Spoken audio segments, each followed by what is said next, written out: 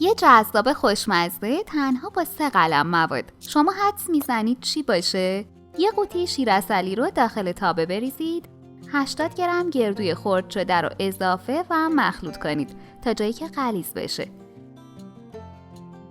اگه میخوای اولین نفری باشی که به محض آپلود آموزش جدید ویدیومون رو ببینی، دکمه سابسکرایب و زنگوله کنارش رو حتما بزن. کف ظرف و دستاتون رو با روغن چرب کنید.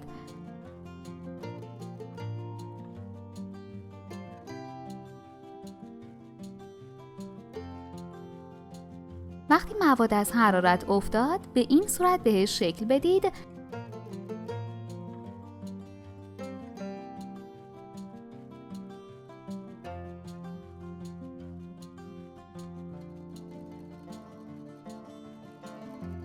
و داخل ظرف بچینید.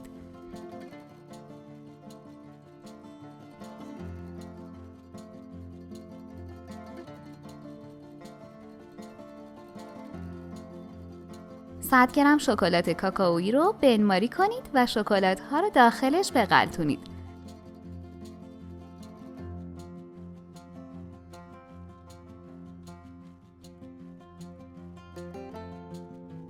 داخل ظرفی که کاغذ انداختید بچینید و یک تکه گردو هم روش بذارید.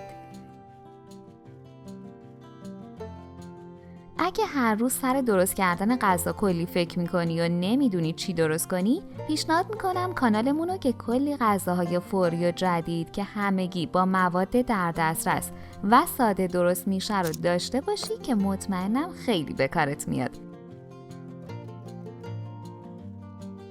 یکم که بمونه خودشو میگیره و آماده خوردن میشه.